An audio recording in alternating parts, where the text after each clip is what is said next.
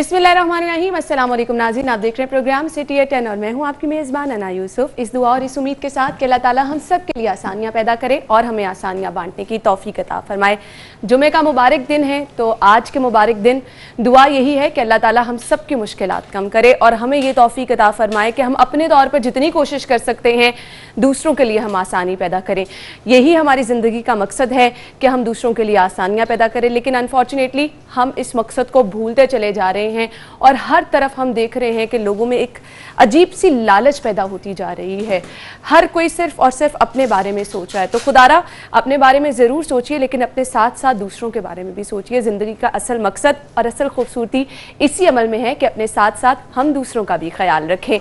अभी जान लेते हैं शहर के मौसम की सूरत हाल।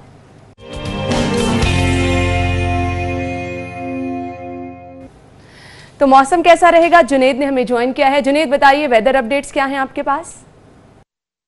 जी, लाहौर शहर के मौसम की अगर बात की जाए तो लाहौर शहर का मौसम जो है आज जुज़वी तौर पर अबरआलूद रहने का इम्कान है और महकमा मौसमियात का कहना है कि आज तेज़ हवाओं के साथ जो है वो शहर के मुख्तलिफ मकामात पर जो है वो हल्की बारिश होने का भी इम्कान है। और दर्जा हरारत की अगर बात की जाए तो दर्जा हरारत जो है वो 42 डिग्री सेंटीग्रेड तक जो है वो जाने का इम्कान है। अगर सुबह के वक्त जो कम से कम दर्जा हरारत की बात की जाए तो सुबह के वक्त जो कम से कम दर्जा हरारत रिकॉर्ड किया गया वो 30 डिग्री सेंटीग्रेड जो है वो रिकॉर्ड किया गया, जबकि हवा में नमी का तनासब जो है वो सुबह के वक्त जो है वो 43% रिकॉर्ड किया गया। और चूँकि आज मौसम जुज़वी तौर पर अबरआलूद है, तेज़ हवाएँ भी चलने का इम्कान है, जिसकी वजह से शहर के मुख्तलिफ मकामात पर बारिश भी हो सकती है। इस वजह से शाम के वक्त हवा में नमी का तनासब जो है वो 36% तक जो है वो जाने का इम्कान है। और महकमा मौसमियात का कहना है कि आज मौसम जो है वो तेज़ हवाएं चलने से कदरे बेहतर रहेगा, लेकिन हफ्ते के रोज़ जो है वो मौसम खुश्क रहने की वजह से गर्मी की शिद्दत में हफ्ते और इतवार के रोज़ जो है वो इजाफा देखने में आएगा। ठीक है, बहुत बहुत शुक्रिया जुनेद, आप हमारे साथ मौजूद थे। और वेदर अपडेट्स क्या हैं आपने बताया। आज की टॉप स्टोरीज की तरफ जाएंगे। लीड स्टोरी डेली सिटी 42 की क्या है जी?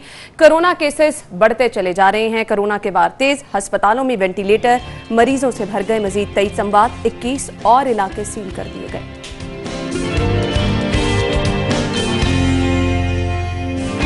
फीसों में कमी, निजी स्कूलों को 25 जून तक की डेडलाइन।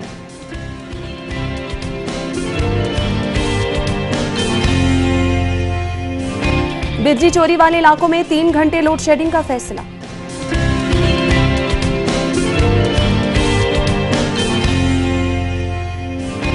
और स्मार्ट लॉकडाउन के इलाकों में टाइगर फोर्स गायब।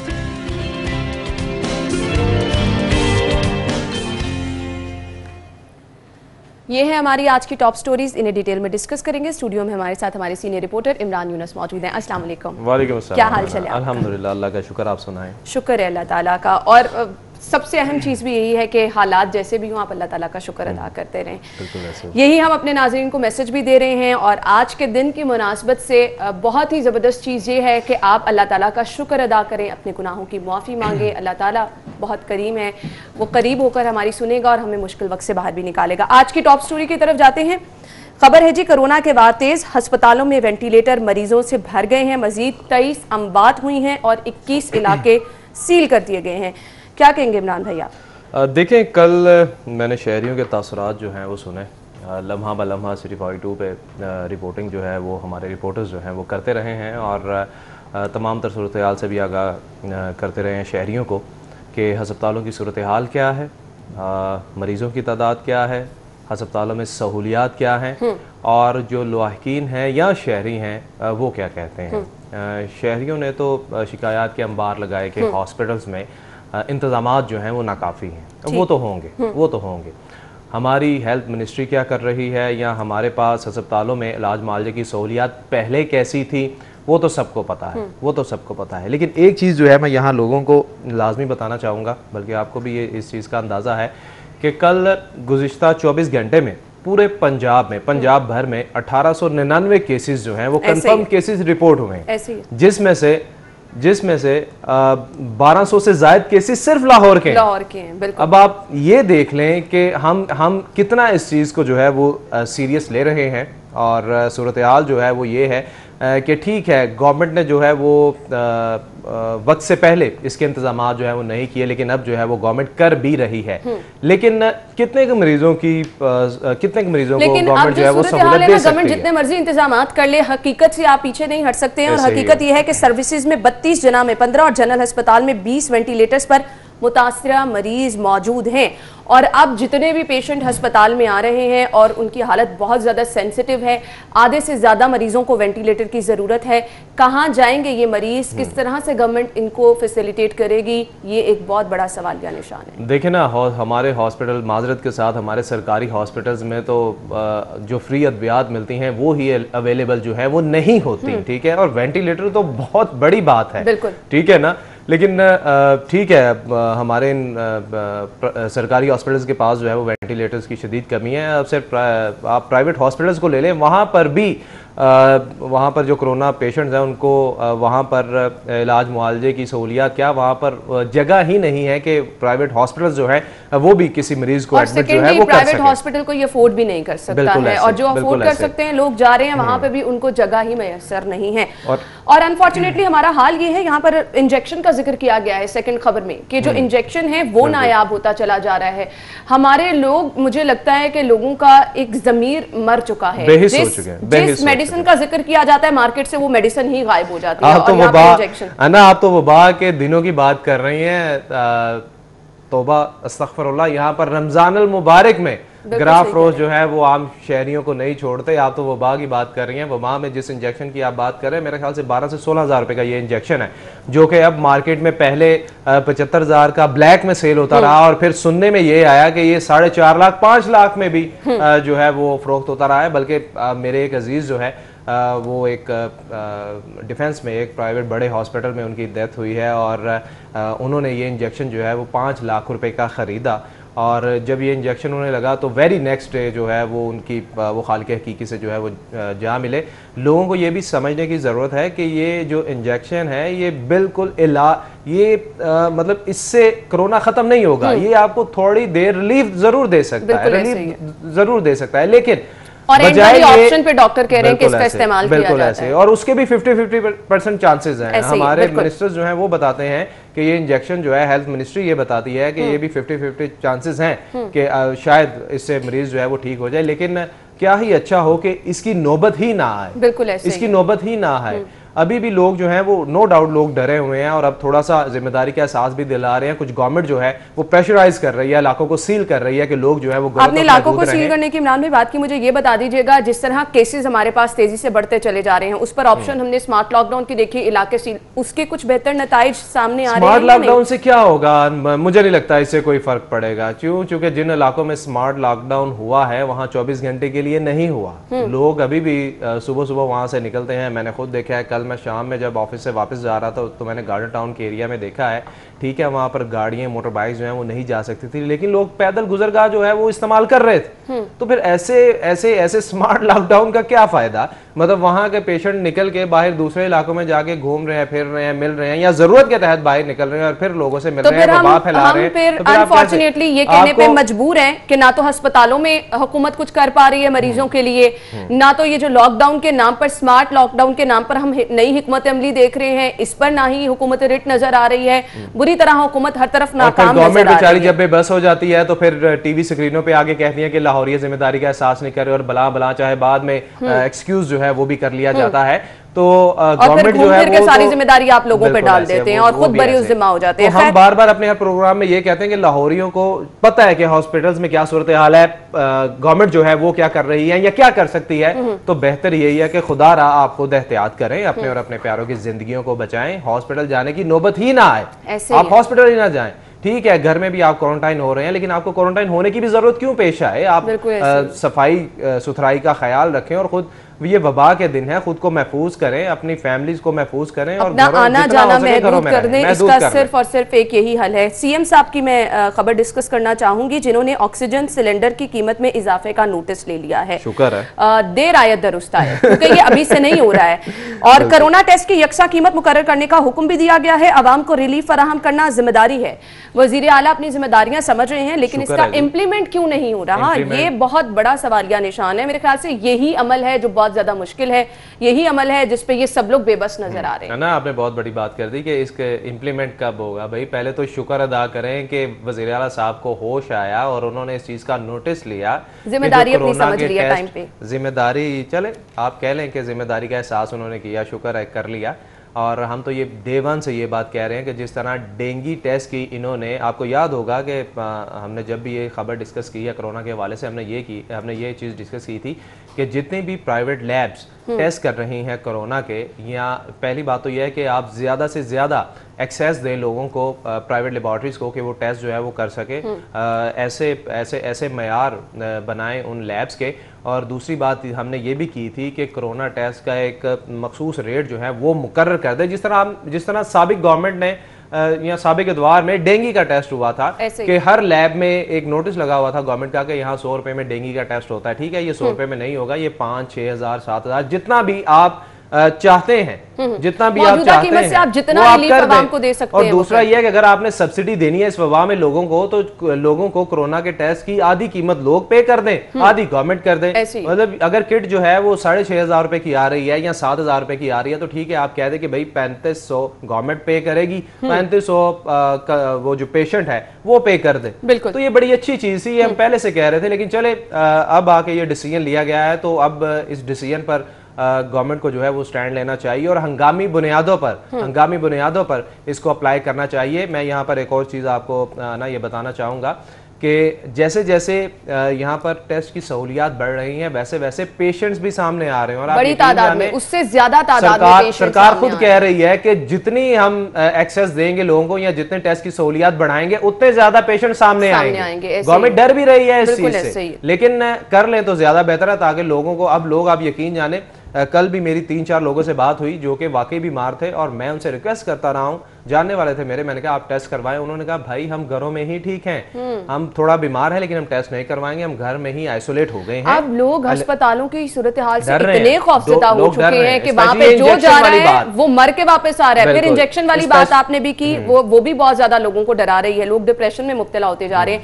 एक चीज मैं जिक्र करना चाहूंगी, घर में जिन लोगों ने अपने आप को क्वारंटीन किया है, सोशल मीडिया पर मैंने देखा एक सहाफी हैं, उनका मैंने मैसेज सुना, वो जिस तरह से वो बात कर रही थी, सांस लेने में उनको मसला हो रहा था, एक्चुअली देखकर मैं बहुत ज्यादा परेशान हुई। अब ये चीजें हैं जो लोग घर में समझ बूझ रखते हैं, अपने आप को क्वारंटीन कर लिया है, अब उनके पास जो चीजें वो घर में अवेलेबल कर सकते हैं, खरीद सकते हैं, वो ऑक्सीजन सिलेंडर है, उसकी कीमत में इतना इजाफा हो चुका है।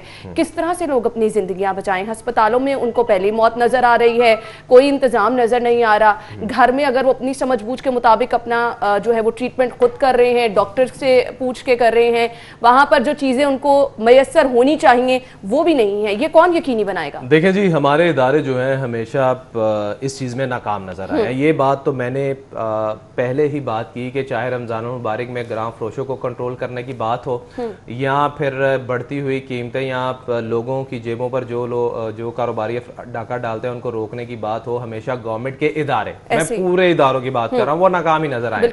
आप कार्रवाइयाँ करते हैं, आप बता देते हैं कि जी हमारे मजिस्ट्रेट्स और हमारे स्पेशल अफसरान ने इतनी कार्रवाइयाँ जो हैं वो की हैं।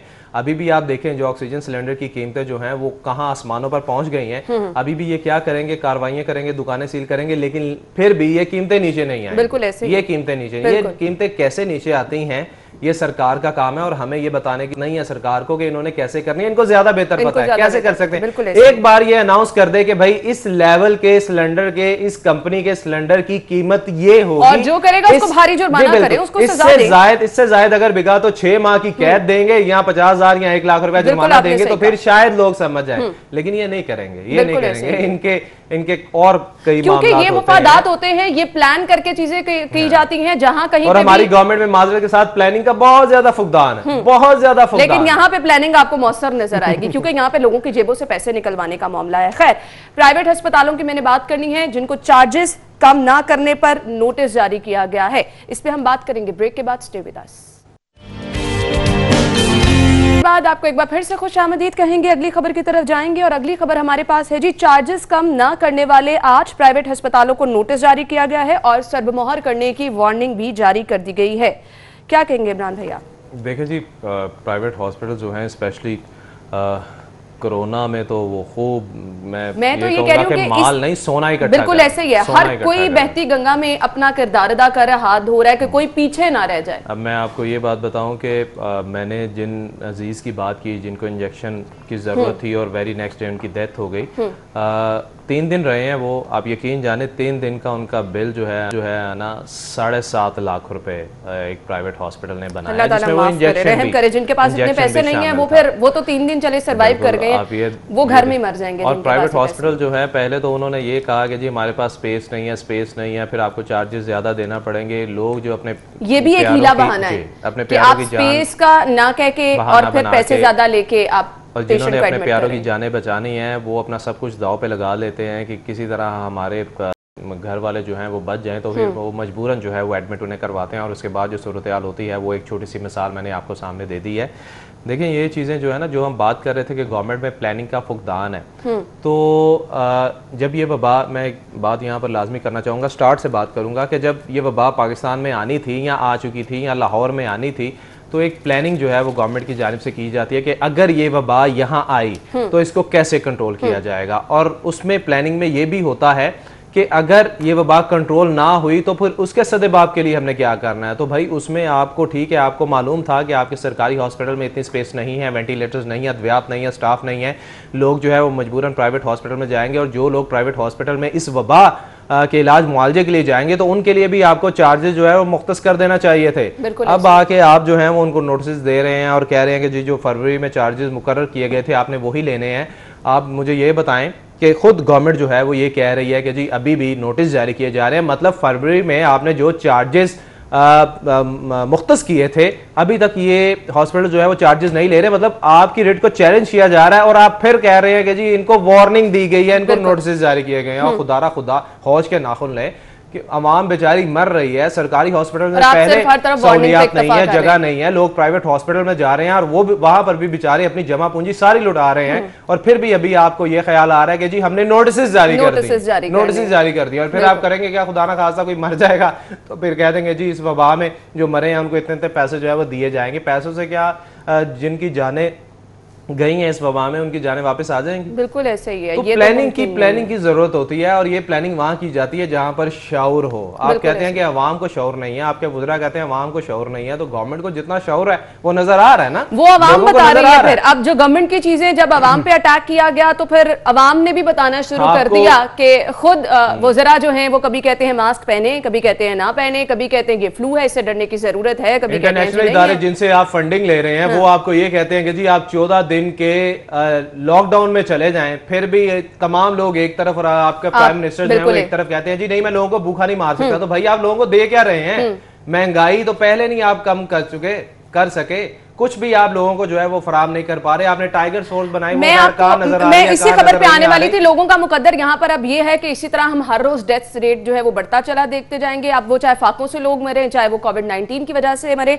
आपने बात की है टाइगर फोर्स की, तो मैं खबर भी ये ऐड कर लेती हूँ। स्मार्ट लॉकडाउन के इलाके में टाइगर फोर्स गायब है।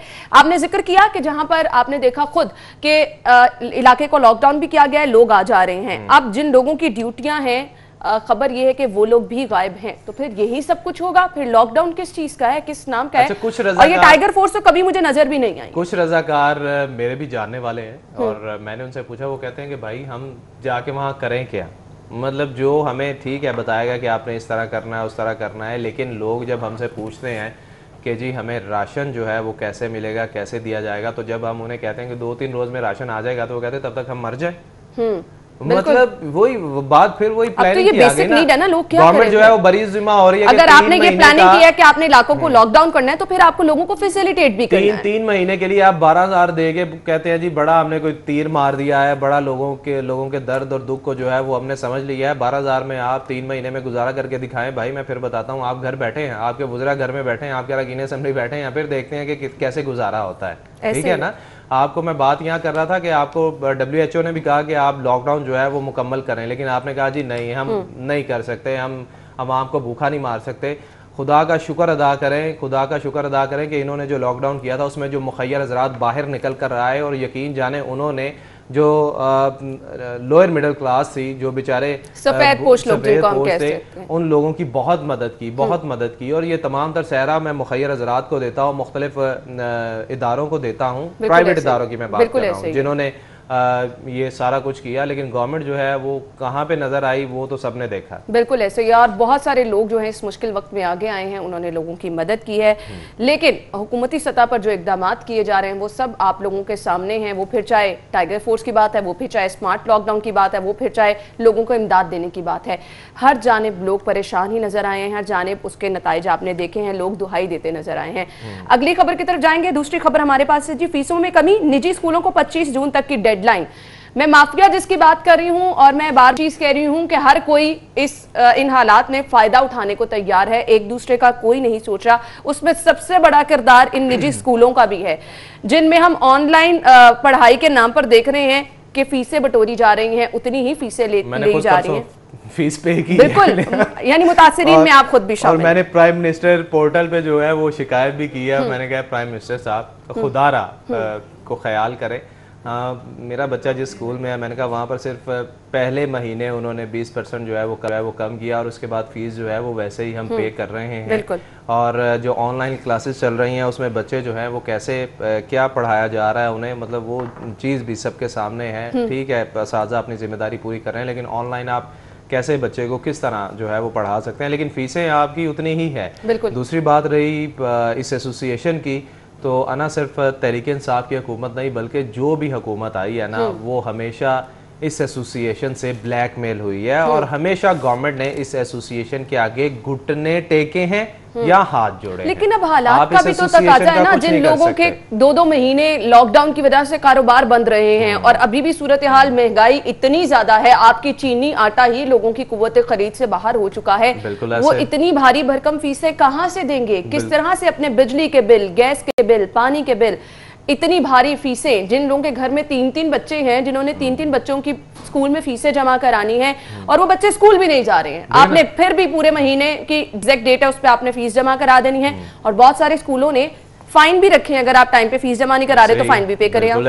बिल्कुल ऐसे ही नॉर्मल डेज में आप जो बात कर रही हैं कि जब लोग रोजगार कमाते थे, रोजगार पे थे, रोजी रोटी कमाते थे, तब भी महंगाई इतनी ज़्यादा थी कि लोग बेचारे मुश्किल से गुजर बसर जो है वो कर रहे थे। अब तो कोरोना की वजह से कारोबार बंद हो गए, जो मुलाजमतें कर रहे थे उनकी मुलाजमतें जो हैं वो ख़त्म हो गई, और इस वबा में लाखों लोग बेरोज़गार हुए हैं ना, लाखों लोग, लेकिन खर्चे उतने के उतने ही। ठीक है, गवर्नमेंट ने बिलों में सब्सिडी जो है वो इस मानों में दी है कि उन्होंने कहा है कि आप किस्तों में बिल जो है वो जमा करवा सकते हैं, माफ नहीं किया, किस्तों में आप बिल जो है वो अपने जमा करवा सकते हैं। ये रिलीफ जो है वो गवर्नमेंट की जानिब से दिया गया है, लेकिन महंगाई कम नहीं हुई। गवर्नमेंट को चाहिए था महंगाई कम करते, और आटा, चीनी, दालें और इन चीज़ों की कीमतें जो हैं वो जिस हद तक कम की जानी चाहिए थी वो नहीं की गई, वो नहीं की गई। बिल्कुल ऐसे। आप मुझे सिर्फ ये बता दें, मैं इस खबर पे आना चाहूंगी, ये किसकी जिम्मेदारी है?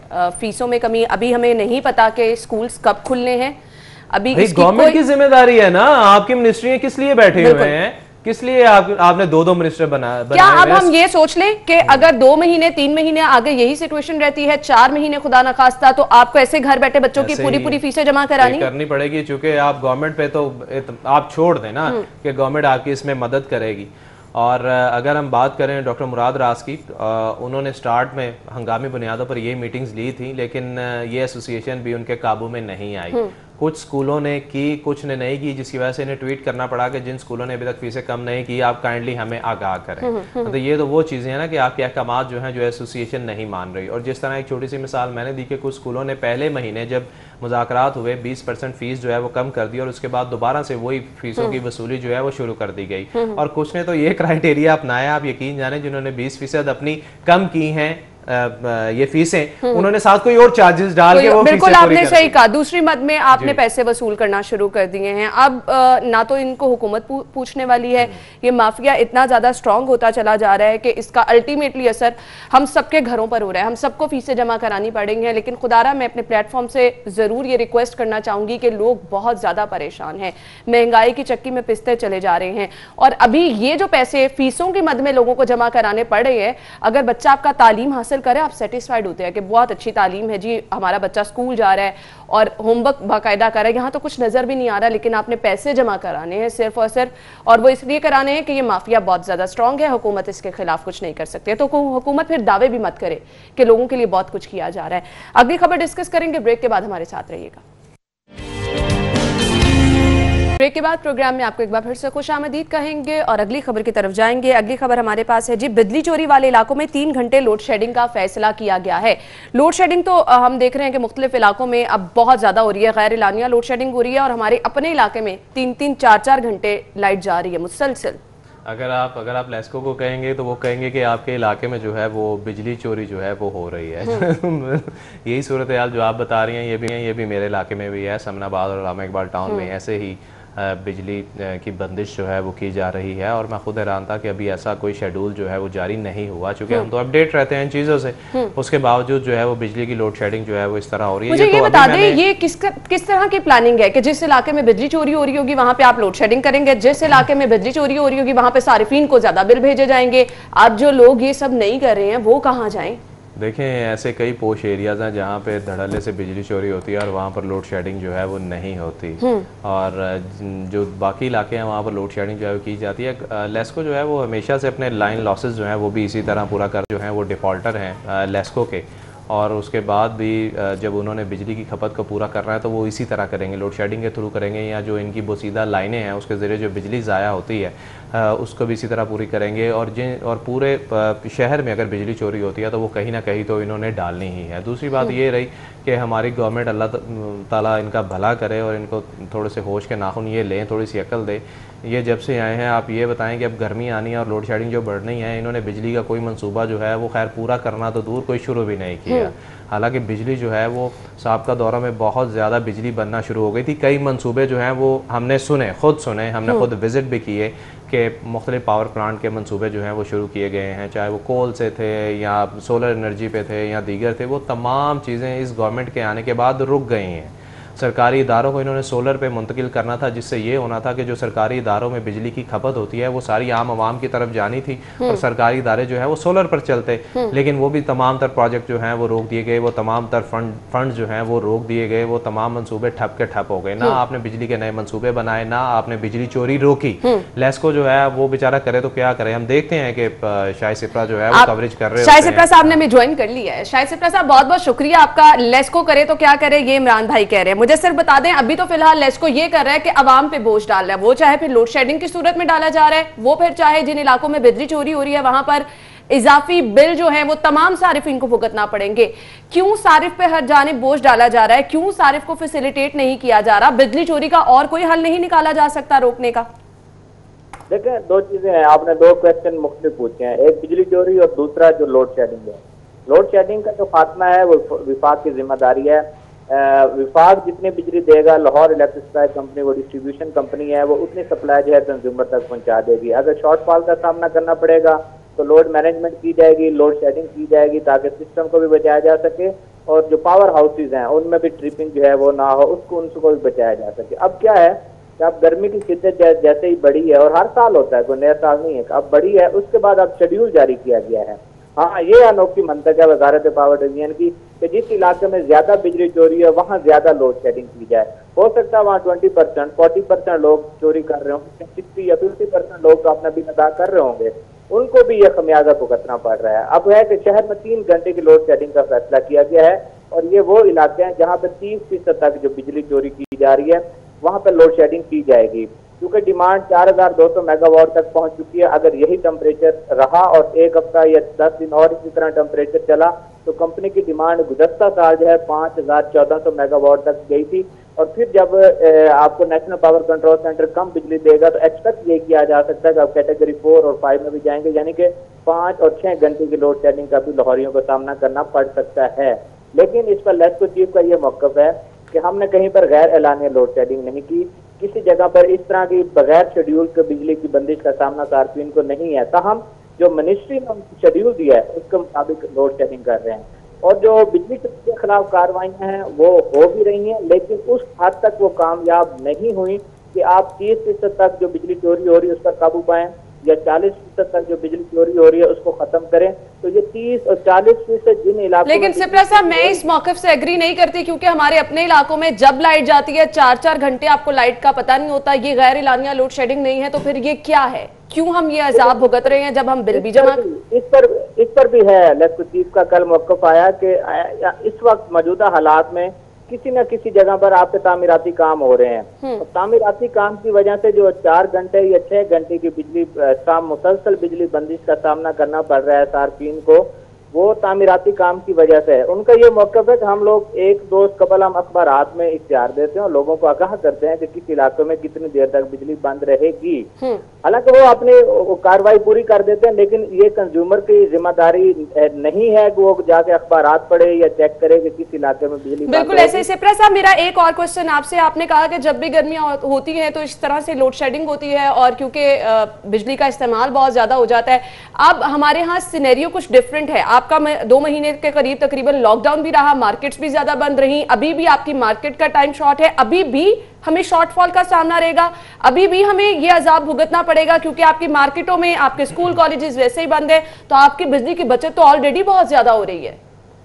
देखिए, जिस तरह मैंने कहा है कि डिमांड आपकी 5000 मेगावाट तक जाएगी, 4200 तक हम स्टैंड कर रहे हैं और इसलिए स्टैंड कर रहे हैं कि आपका अभी कमर्शियल एक्टिविटी उस तरह शुरू नहीं हुई, आपकी सनती जो एक्टिविटी है वो उस तरह शुरू नहीं हुई, तो डोमेस्टिक सतह पर आपका लोड बढ़ा है क्योंकि गर्मी की शिद्दत इस तरह बढ़ी है कि घरेलू सार्फिन ने अपना जो इजाफी लोड है उसको इस्तेमाल करना शुरू कर दिया है। लेकिन ये 5000 मेगावाट तक जब जाएगी तो उसके बाद हमें ज्यादा लोड शेडिंग का सामना करना पड़ेगा। उसकी वजह क्या होगी? क्योंकि पावर हाउसेज की इंक्वायरी हो रही है, प्राइम मिनिस्टर के पास एक इंक्वायरी रिपोर्ट गई कि आपके जो पावर हाउसेज हैं वो महंगे दामों बिजली बनाते हैं, तो उसकी वजह से जो मुल्की खजाना है उसको खसारा पहुंचा है। हो सकता है कि इस वक्त पावर हाउसेज से वो बिजली कम बनवाएं। अगर बिजली कम बनती है और पैसे बचाने की कोशिश की जाती है तो साथ में इनको इस बारे में बड़ा क्लियरली उनको इस बारे में तौर पर तैयार रहना चाहिए कि आइंदा आने वाले दिनों में लोड शेडिंग में इजाफा होगा। अगर हुकूमत यही कहती रही कि हमने इन पावर हाउसेज को नहीं चलाना जो हमें खसारा पहुंचा रहे हैं, तो फिर लोड शेडिंग का सामना आपको करना पड़ेगा। आपको 6 से 8 घंटे की लोड शेडिंग भी हो सकती है, लेकिन ये उस सूरत में होगी जब आपको लेस्को की डिमांड अगर 5000 चली जाती है और सप्लाई आपको 4200 मेगावाट रहती है। इस तरह 800 मेगावाट या 600 मेगावाट का शॉर्टफॉल होगा तो आपको 6 से 7 घंटे की लोड शेडिंग का सामना करना। ठीक है, thank you so much Shahid Shipra साहब, आप हमारे साथ मौजूद थे और तमाम तो सूरत हाल आपने बताई। अब मुझे इस तमाम बातों के बाद ये लग रहा है कि हमें अपने यूपीएस तैयार करवा लेने चाहिए, तैयार रहें और वहां पे भी पैसे लगा लें क्योंकि अब लोड शेडिंग होगी और बहुत ज्यादा होगी क्योंकि आगे गर्मी की शिद्दत भी बढ़नी है और आपको लोड शेडिंग का सामना करना पड़ेगा। तो बहुत सारे लोग जहां पे हम देखते थे, अब तो ये माजी की बातें रह गई थी कि जो 2-2, 3-3 घंटे में लोड शेडिंग का सामना करना पड़ता था, बहुत सारे लोगों ने यूपीएस भी अपने इस्तेमाल करना छोड़ दिए थे। अब दोबारा हमें उस तरफ आना पड़ेगा। देखिए, शाहिद ने जैसे डिटेल बताई है, उसने बताया है कि जो बिजली चोरों के खिलाफ कार्रवाइयां चल रही हैं लेस्को की जानिब से, वो उस तरह नहीं है जिस तरह होनी चाहिए। ठीक है ना, मतलब बिजली चोरी जो है वो आप रोकने में अभी भी नाकाम है। वफाक की जानिब से जी, वफाक की जानिब से आपको देखिए 2-3 चीज़ें हैं इसमें। वफाक की जानिब से आपको बिजली उतनी प्रॉपर फराहम नहीं की जा रही जितनी आपको ज़रूरत है। दूसरी चीज़ ये है कि सरकारी इदारे आपके डिफ़ॉल्टर हैं जो कि बिजली यूज़ कर रहे हैं लेकिन बिल पे नहीं करते और हमेशा आप नोटिस देते हैं कि जी बिजली मुनक़ता कर दी जाएगी, फिर वो एक छोटी सी केस जो है वो आपको दे देते हैं ऊँट के मुंह में ज़ीरे के बराबर और फिर दोबारा वो बिजली जो है वो उसी तरह यूज़ करते रहते हैं। ये भी गवर्नमेंट की जिम्मेदारी है। तीसरा ये है बड़े बड़े मगरमच्छ जिनके खिलाफ कार्रवाइयाँ जो हैं वो होनी चाहिए चाहिए और पता होने के बावजूद की वो जाती शायद है। खुद बता दी कि वो चीज़ें जो है वो नहीं। और चौथी चीज़ ये है कि लोग तैयार रहें, लोग तैयार रहें। गर्मी बढ़ रही है, शाहिद ने भी बता दिया है कि यही सूरत हाल रही तो 7 से 8 घंटे लोड शेडिंग जो है वो हो सकती है। ऐसे ही है। अगली खबर की तरफ जाएंगे। डीलर्स ने मिलों से खरीदारी बंद कर दी है, चीनी की किल्लत का खदशा पैदा हो गया। और कल हमने देखा था कि सुपर स्टोर मालिकान ने कहा था कि वो चीनी फरोख्त करना बंद कर देंगे। कहाँ जाएं शहरी? देखें जी, यूटिलिटी स्टोर पे तो आपको पहले से ही चीनी जो है वो नहीं मिल रही। लोग जो हैं वो अकबरी मंडी या दीगर स्टोर्स पे जा रहे थे और उस पर भी ये सूरत हाल जो है वो उस तरह नज़र नहीं आ रही। लोगों को मतलब पैसे हाथों में ले के लोग जो हैं वो चीज़ें मांग रहे हैं और चीज़ें जो हैं वो दस्तयाब नहीं हो रही। अब बार बार हम ये कहें कि हुकूमत इस मसले में भी नाकाम दिखाई दे रही है तो कोई गलत बात नहीं होगी। चाहे आटे का क्राइसिस हो, गंदम का क्राइसिस हो, चीनी का क्राइसिस हो, कोई भी क्राइसिस हो, हुकूमत जो है वो उस तरह आपको कामयाब नज़र नहीं आती या उस तरह आवाम को रिलीफ नहीं दे सकती। जो शख्स टैक्स पे करता है, बिल पे करता है, हर चीज़ पे करता है, उसके बावजूद उसे रोज़मर्रा ज़िंदगी की अशियाई ज़रूरियाँ जो है ना वो सरकारी कीमतों पर दस्तयाब होती हैं और यहाँ फिर उसको मिलती ही नहीं है। अगर वो महंगे दामों भी ख़रीदना चाहता है तो ये तमाम तर जिम्मेदारी गवर्नमेंट की है ना। गवर्नमेंट को ये सारी चीज़ों को सोचना चाहिए, इस चीज़ का इदराक करना चाहिए। अब चीनी का इशू, मैं बाकी मीडिया की बात नहीं कर रहा, सिटी 42 जो है वो डेली बेसिस पे हम चीनी के इस इशू को हाईलाइट कर रहे हैं। लेकिन मजाल है सरकार के कानों पे जूं तक रहेंगी। क्या सूरत हाल है वो भी रिपोर्ट कर रहे हैं। उसके बाद सुपर स्टोर्स मालिकान के क्या तहफ़्फ़ुज़ात है वो भी बता रहे हैं। शहर में सूरत हाल क्या है, लोगों के मसाइल खुद उनकी जुबानी, लोगों की जुबानी जो है हम अपने नाजरीन को दिखा रहे हैं। इसके बाद कोई अबहाम नहीं रह जाता कि लोग किस कदर परेशान हैं। फिर जिनकी जिम्मेदारी है डिस्ट्रिक्ट गवर्नमेंट, वो इस पर मुसलसल हमें चुप नजर आ रहे हैं, वो अपनी जिम्मेदारी नहीं निभा रहे। अच्छा, इसके साथ बैठ भी नहीं ना रहे। मतलब डीलर जो हैं वो ये कहते हैं कि जो सरकार ने रेट निकाला है वो काबिल कबूल नहीं है, चीनी इस पे मिल नहीं रही। यहाँ तो आप मिलों को पाबंद करें कि वो चीनी जो है वो 70 रुपये में दें या 65 रुपये में दें। अगर 65 में देंगे तो फिर हम 70 में बेचेंगे, या 70 रुपये में दें तो फिर हम 75 रुपीज़ में बेचेंगे। सरकार जो है वो टेबल टॉक पे भी नहीं आ रही और ना मिलों से बात कर रही है कि आप चीनी के रेट ठीक है, आप बाज़ार में अगर आप सरकारी रेट निकालते हैं उसके बाद आप मार्केटों में चले जाते हैं, दुकानदारों पे पर्चे देना शुरू कर देते हैं, गिरफ्तारियों का अमल शुरू कर देते हैं। भाई आप जड़ को क्यों नहीं पकड़ते? ऐसे ही है, रूट कनाल को पकड़े ना। मिलों से अब चीनी वो निकलती है। मालिकान भी ये मुतालबा कर रहे हैं कि आप पहले अकबरी मंडी जाएं, वहां पर सूरत हाल को कंट्रोल करें, फिर आके। और अकबरी मंडी वाले कहते हैं आप मिलों के पास जाएं। मिलों के पास गवर्नमेंट जाती नहीं है। पता नहीं बड़े बड़े जो मगरमच्छ है इनके हाथों गवर्नमेंट जो है वो बेचारी क्यों ब्लैकमेल होती रही। आप मिलों के पास जाए ना, उनको जाएंगे कि भाई रेट जो है वो कम करें, इस वबा में आप थोड़ा सा ख्याल करें। वैसे भी तो सदका खैरात निकालते हैं, तो इस वबा में यही समझ लें कि आप रेट कम कर दें, यही आपकी तरफ से सदका खैरात, लोगों की मदद कर रहे हैं। बिल्कुल ऐसा ही है। ये जब तक रूट्स पे जाकर कार्रवाई नहीं की जाएगी, हालात इसी तरह से रहेंगे, सभी एक दूसरे पे डालते रहेंगे और आवाम की मुश्किलात बढ़ती रहेंगी। ब्रेक का वक्त हुआ नाज़रीन, मुझे ब्रेक पे जाना है। ब्रेक के बाद हम दोबारा हाजिर होंगे, हमारे साथ रहिएगा। ब्रेक के बाद आपको एक बार फिर से खुशामदीद कहेंगे। और ब्रेक से पहले हमने बात की चीनी की सूरत हाल के हवाले से। आटा कहीं नहीं मिल रहा, पेट्रोलियम मसनूआत की कीमतें जब से कम हुई हैं तब से हम देख रहे हैं कि शहरी ख्वार हो रहे हैं।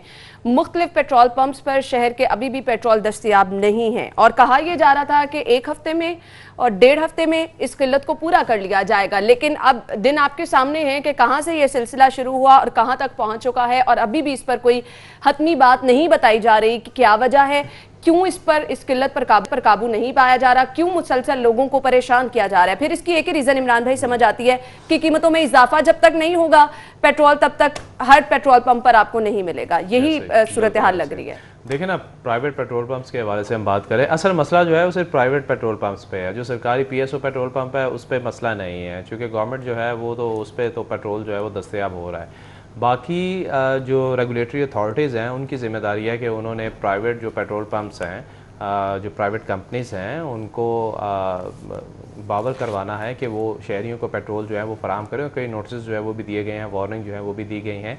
पहले भी मैं ये चीज़ जो है वो इस प्रोग्राम में बता चुका हूँ कि प्राइवेट कंपनीज़ जो हैं उन्होंने किया क्या कि उन्होंने महंगे दामों जो पेट्रोल ख़रीद के रखा हुआ है, उनका मौक़िफ़ ये है कि जो पेट्रोल हमने महंगे दामों ख़रीदा है वो कहाँ हम बेचेंगे या उसका क्या करेंगे या उसका नुकसान कौन भरेगा, क्योंकि पेट्रोल की कीमतें तो अब काफ़ी गिर चुकी हैं। लेकिन इन कंपनीज़ को कोई ये पूछने वाला नहीं है, मैं सरकार को ये बात वाज़ेह कर रहा हूँ कि इन कंपनीज़ को ये पूछने वाला नहीं है कि जब ये सस्ते दामों पेट्रोल ख़रीदती हैं और जब पेट्रोल रातों रात 5 रुपए बढ़ जाता है, 4 रुपए बढ़ जाता है, तो फिर जो इनको मुनाफा होता है क्या वो मुनाफा आवाम को देते हैं? नहीं देते ना। और अगर आपको सालों में, मैं सालों की बात कर रहा हूँ कि मैंने तो अभी तक कभी नहीं देखा कि इतनी ज्यादा कीमत जो है वो पेट्रोल की एकदम गिरी हो, एकदम गिरी हो। और इतने सालों से आप कमा ही रहे थे ना, और अब अगर आकर ये पेट्रोल की कीमतें कम हुई हैं तो अब आपको लाले पड़ गए हैं, और अब आपको ये ख्याल आ गया कि ये बेसिकली पंप प्राइवेट कंपनीज को नुकसान नहीं हो रहा, ये इनका जो प्रॉफिट मार्जिन है सिर्फ वो कम हो रहा है, और इसी चीज का इनको रोना है। तो बहरहाल गवर्नमेंट जो है वो इनको नोटिस तो दे रही है, लेकिन मजीद कार्रवाइयाँ जो हैं, जो सख्त कार्रवाइयाँ होनी चाहिए थी, वो अभी तक नजर नहीं आ रही। दूसरी चीज जो आप बात करें कि पेट्रोल की कीमतें तो कम हो चुकी हैं, लेकिन पेट्रोलिंग मसनूआत की कीमतों में जो है वो कमी नहीं हुई, और वो होनी भी नहीं है। क्यों? क्योंकि अगर आपकी गवर्नमेंट कहेगी, सोचेगी तो होगी ना, खुद तो कोई भी नहीं करेगा। लेकिन जब कभी पेट्रोल की कीमत बढ़ती है, दीगर चीजें हम देखते हैं उसमें साथ ही साथ खुद ब खुद इजाफा हो जाता है। ऐसे ये तो फिर किराए बढ़ जाते हैं, किराए बढ़ जाते हैं, सब्जियां बढ़ जाती हैं, ट्रांसपोर्टेशन के चार्जेस और अब लोगों की उम्मीद बन चुकी थी कि पेट्रोल सस्ता हुआ है तो पीछे बहुत सारी चीजें सस्ती हो जाएंगी, तो हुआ क्या? आपकी हर चीज जो है वो डबल, ये सारी चीजें पैरेलल चल रही होती है ना, इंटरलिंक्ड है ना, महंगाई, पेट्रोल की कीमतें और ये सारा कुछ।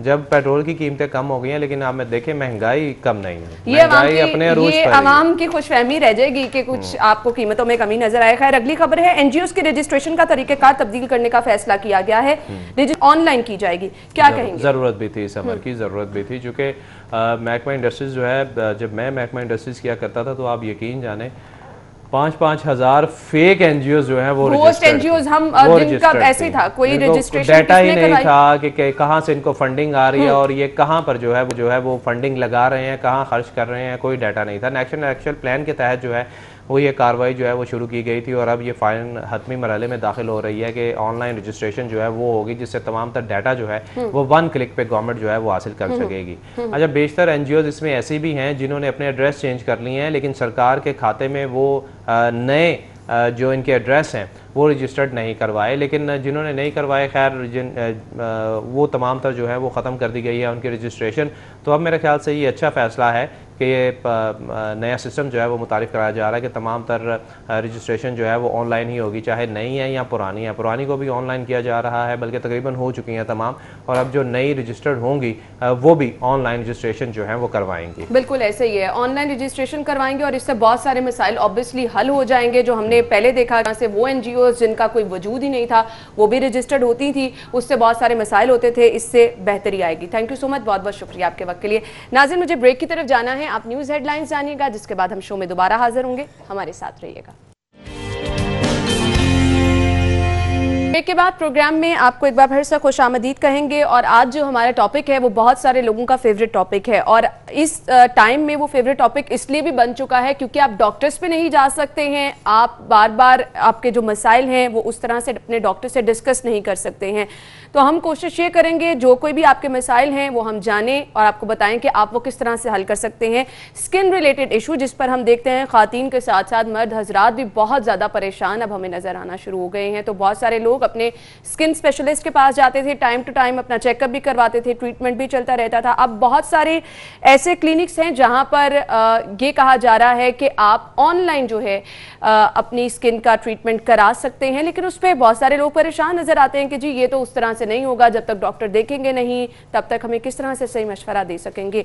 तो इस तरह से ट्रीटमेंट किस तरह से किया जा सकता है, क्या मरीज पेशेंट सेटिस्फाइड हो सकता है, किस तरह से डॉक्टर्स उनकी रहनुमाई कर रहे हैं, इस पे हम आज बात करने वाले हैं। स्टूडियो में हमारे साथ हमारे मेहमान मौजूद हैं, डॉक्टर अजीम जहांगीर जो कि स्किन स्पेशलिस्ट हैं, उन्हें खुशामदीद कहेंगे। अस्सलाम वालेकुम डॉक्टर साहब, क्या हाल चाल है डॉक्टर साहब आपका? डॉक्टर साहब, सबको कहा जा रहा है कि महदूद रहना है, आपने महफूज रहना है, और फिर ये तो मामला भी ऐसा है कि आप अगर जा रहे हैं किसी क्लिनिक में, आपने अपना चेकअप करवाना है तो बहुत क्लोज कांटेक्ट हो जाता है। क्या समझते हैं आप, ये मुमकिन है कि आप घर रह के ट्रीटमेंट भी कर सकते हैं, अद्वियात भी फराहम कर सकते हैं, और मरीज जितने सारे सवाल पूछना चाह रहा है उसके जवाबात भी दे सकते हैं? हम लोग जी, हमने ये तकरीबन शुरू किया था सिलसिला आज से 15 साल पहले, जब मैं पाकिस्तान नया आया, तो उस वक्त भी हम लोगों ने ऑनलाइन, वजह ये थी कि अगर एक पेशेंट ने मुझे कराची से दिखाने आना है, या बेचारे ने मुल्तान से आना है, या गुजरावाले से भी आना है इवन, तो उसके जो आने जाने का आप खर्चा लगा लें, टाइम लगा लें, पूरा दिन लग जाता था। बिल्कुल ऐसे ही। तो हम लोगों ने ये सिलसिला शुरू किया था ऑनलाइन, और ये कोई नई चीज़ नहीं है, पाकिस्तान में भी नई चीज़ नहीं है, हम लोग पहले से कर रहे हैं, लेकिन उस वक्त तो था एक ऑप्शनल चीज़ थी। बिल्कुल ऐसे ही है। अब ये हमारी एक नेसेसिटी बन चुका है,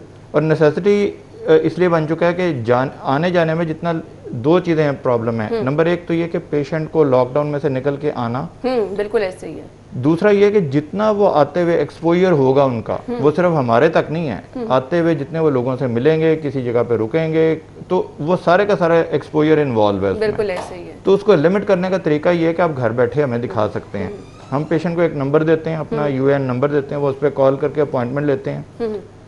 अगर हमने ये असूल रखा हुआ है कि अगर कोई पेशेंट अफोर्ड नहीं कर सकता उससे हम फीस नहीं लेते, अगर कम अफोर्ड कर सकता है कम फीस बहुत लेते हैं। जबरदस्त चीज़ है।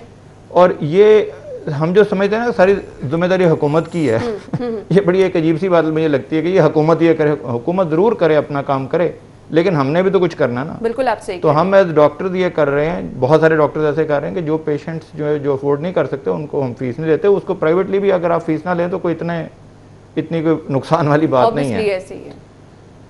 उसमें पेशेंट जिसने फीस पे करनी होती है वो ऑनलाइन हमें इजी पैसा, और इस तरह के बैंक टू बैंक ट्रांसफ़र हो जाती है। जो आपका मुख्तलिफ ये जो फ़ोन के ज़रिए आप पैसे ट्रांसफ़र कर सकते हैं, और उसके बाद आप हमें अपॉइंटमेंट हम दे देते हैं कि इतने बजे आपको डॉक्टर साहब देखेंगे। ठीक है।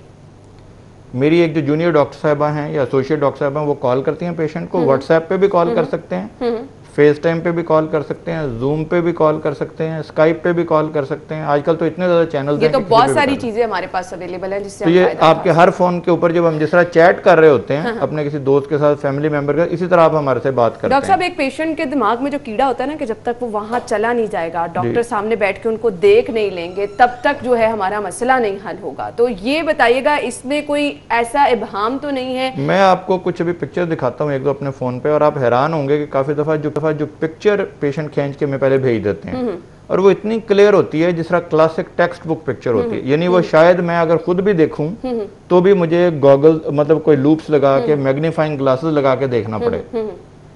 दूसरी एक और बड़ी अच्छी बात है कि अगर आप फर्ज करें हम पेशेंट से जब फोन पे हैं तो पेशेंट हमें मुख्तलिफ एंगल से, ज्यादा फर्ज करें हमें लाइट चाहिए उसमें दिखा सकता है, और अगर हम ये समझते हैं फर्ज करें सब कुछ देखने के बाद, चूंकि जिल्द एक ऐसा फील्ड है जिसमें 99% चांस हमें सिर्फ देख के है, हमने कोई किसी का दिल का मुआयना नहीं करना, हमने कोई फेफड़ों की आवाज नहीं सुननी, हमने कोई एक्सरे नहीं करवाना, तो 99% चांस है कि हम उसी के थ्रू हम देख सकते हैं।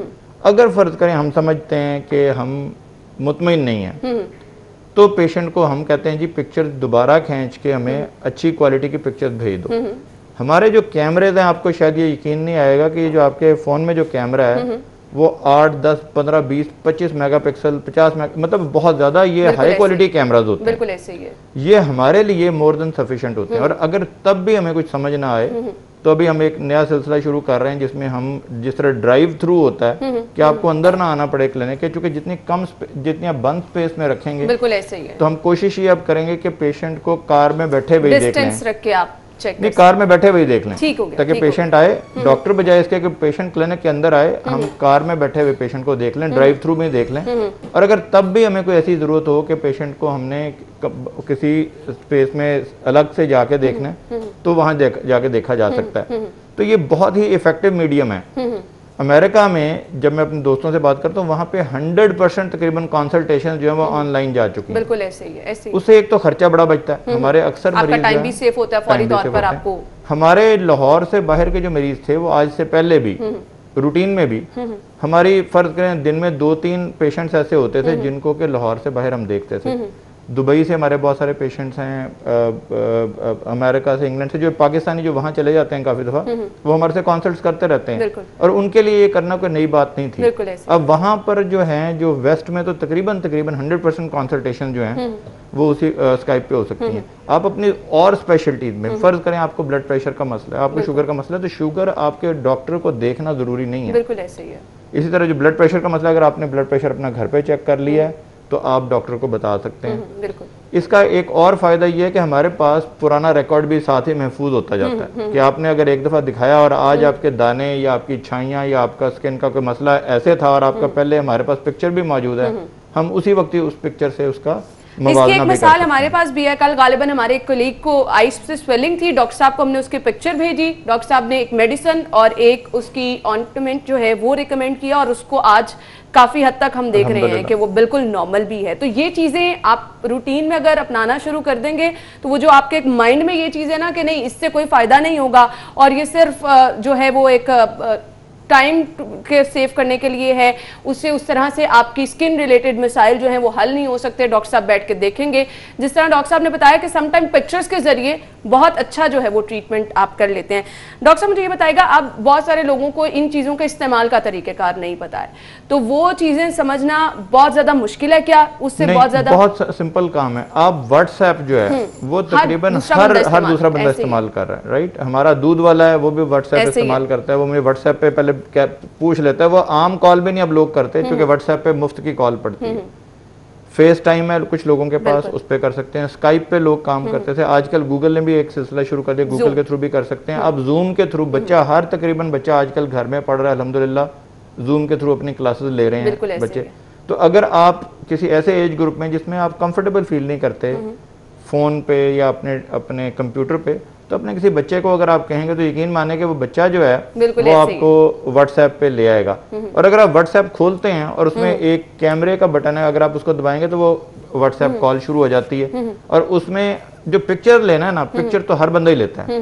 अगर आप अपनी पिक्चर्स महफूज कर लें अपने कैमरे में, जो प्रॉब्लम वाली जगह है, अगर कोई ऐसी जगह जो आप दिखाना नहीं चाहते, आपको शर्म आती है, तो उसको कवर करके उसकी साइडों वाली जो जगह हैं उससे भी हमें बहुत हद तक अंदाजा हो सकता है। और ये बिल्कुल भी इस्तेमाल करना मुश्किल काम नहीं है। सही। डॉक्टर साहब मुझे अब ये बताएगा, अब कुछ मरीज होते हैं उनकी बड़ी आदत होती है कि उन्होंने बहुत सारे सवालात पूछने हैं, और स्किन का जब मामला होता है ना तो सब लोग बहुत बेसब्रे होते हैं, फौरी तौर पर हमारी स्किन ठीक हो जानी चाहिए। मौसम तब्दील हो रहा है, बहुत सारे लोग अपनी स्किन को लेकर परेशान भी हैं, तो वो बताइएगा कि अब इतने सारे क्वेश्चन आपने करने हैं लोगों को, एज ए डॉक्टर आपने उनको मुतमिन भी करना है, तो ये मुश्किल नहीं हो जाता कि लोगों को समझाना और फिर ये कहना कि जी आप इतना टाइम लें, इतने टाइम में आप मेडिसिन खाएं, अपनी स्किन का ख्याल रखें, क्योंकि आप सामने भी मौजूद नहीं होते हैं। तो उसमें हमने जो तरीका रखा है, और वो हमारा पहले दिन से ये तरीका था कि मैं अगर कंसल्टेंट हूँ, प्रोफेसर हूँ, और मुझे लगता है कि मेरा टाइम बहुत कीमती है और मैं इतना ज़्यादा टाइम नहीं दे सकता पेशेंट को, तो उसका एक दुनिया में एक तरीका कार है। देखिए, हर मसले का कुछ हल मौजूद है। हम सिर्फ ये है कि हम पाकिस्तान में होते हुए हम समझते हैं हमारे यूनिक मसाइल और हमारे यूनिक हल हैं, ऐसे नहीं है। सारी दुनिया में इंसान ही बसते हैं हमारे जैसे ही होते हैं, और उनकी भी बेचारों की यही प्रॉब्लम्स होती हैं। उसके लिए तरीकाकार ये होता है कि पहले मेरे कॉल करने से पहले मेरी एक जूनियर डॉक्टर साहब जो कि खुद स्किन स्पेशलिस्ट हैं, वो सिर्फ मेरे से जूनियर इसलिए हैं कि उनको मेरे से थोड़ा बहुत सीखना है और वो तजुर्बा भी हासिल कर रही हैं, लेकिन वो फुली क्वालिफाइड डॉक्टर हैं, ना सिर्फ डॉक्टर हैं बल्कि स्किन स्पेशलिस्ट भी हैं। अब वो मजीद समझ लें आइसिंग ऑन द केक कर रही हैं, वो ज्यादा मजीद अपने आप को रिफाइन करें।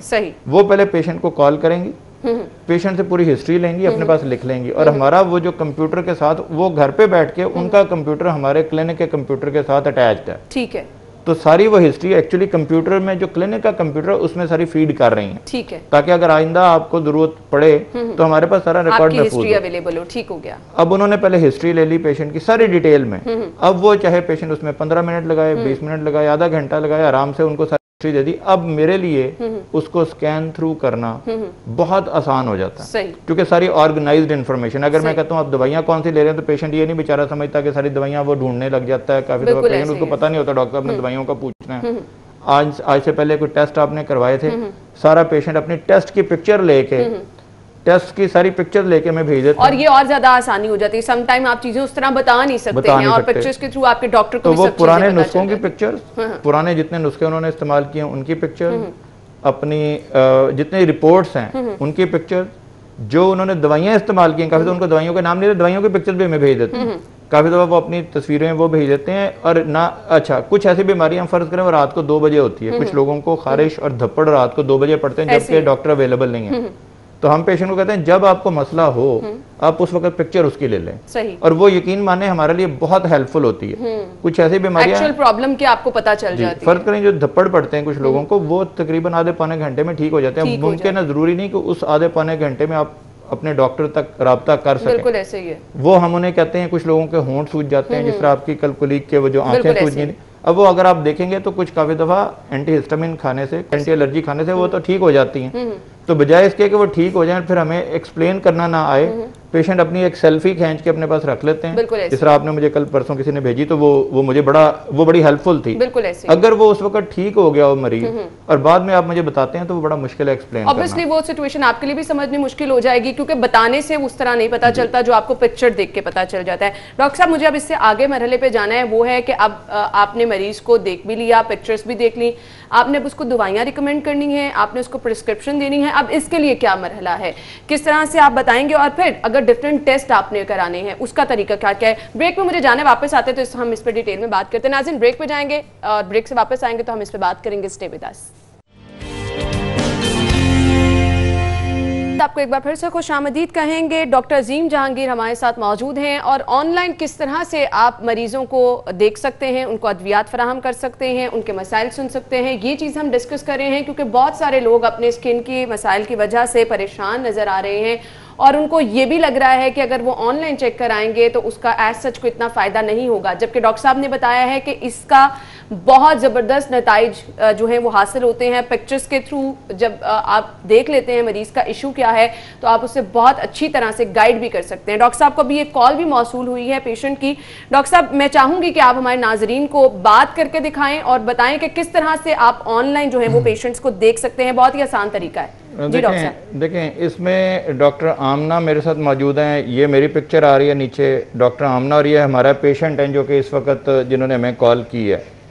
तो आमना, अपने इनसे हिस्ट्री ले ली डॉक्टर आमना इनसे? जी सर, ये कह रही हैं कि इनको एक्ने की थोड़ी कंप्लेंट रहती है, स्किन बहुत ज़्यादा ऑयली रहती है और ये मसला इनको तकरीबन 2-3 साल से है।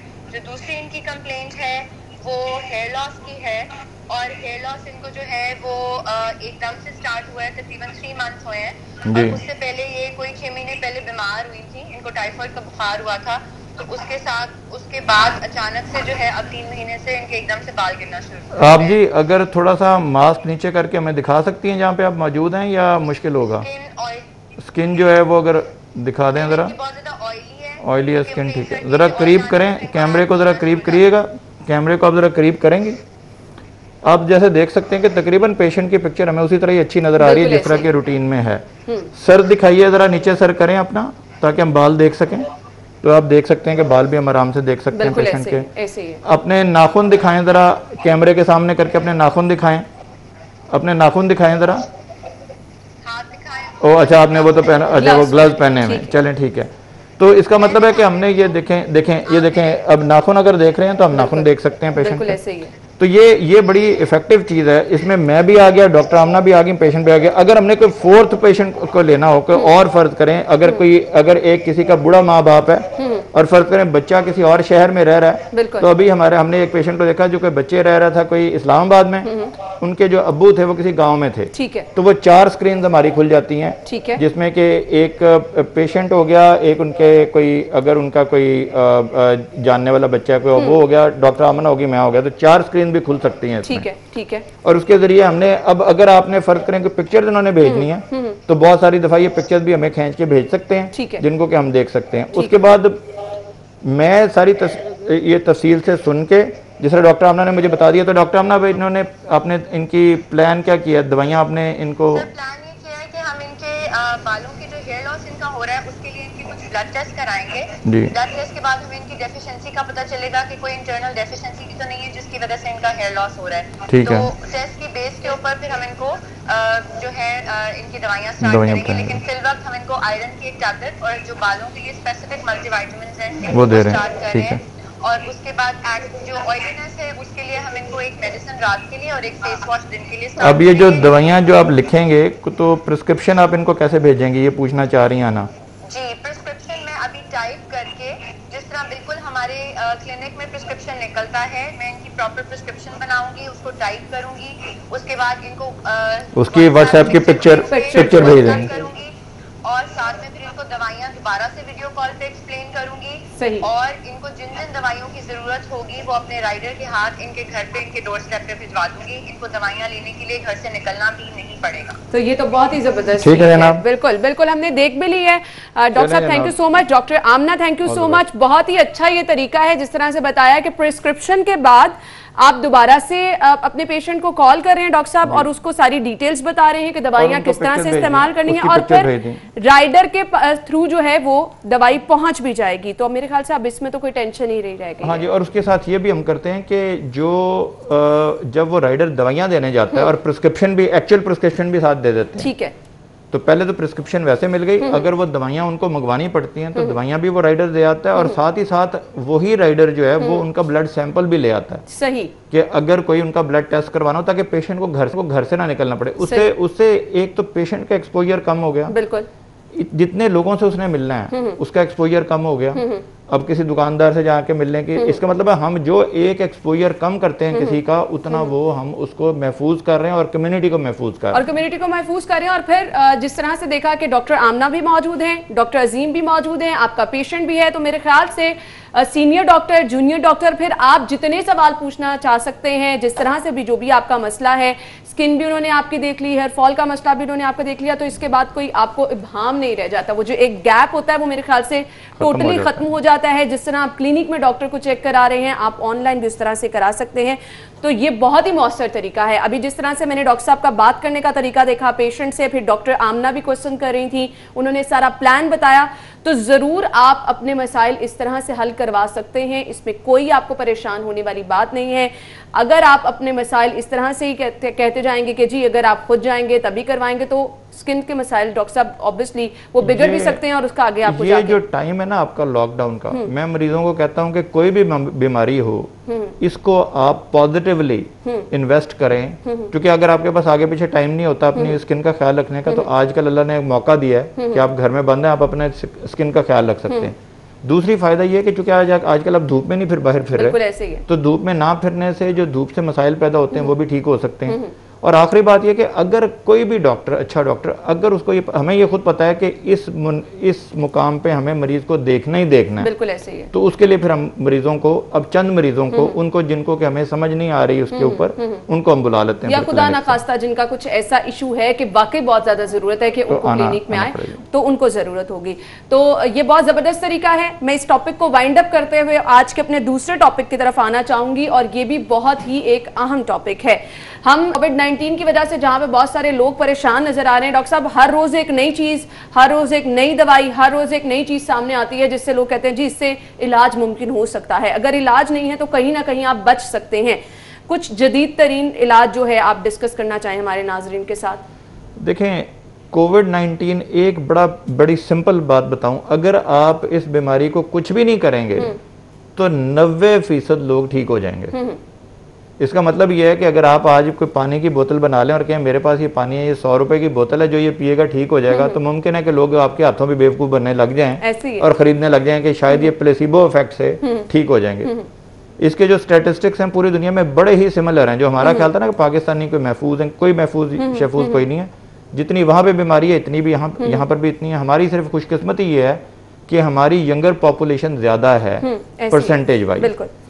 दूसरी ये बात है कि हमारे यहाँ चूंकि पहले जब लॉकडाउन हुआ था तो उससे अच्छे खासे चूंकि नंबर्स कम हुए थे, तो हमारा ख्याल था कि हम शायद इम्यून हैं। वो इम्यून नहीं थे, वो लॉकडाउन की वजह से लोगों का फासला बढ़ गया था।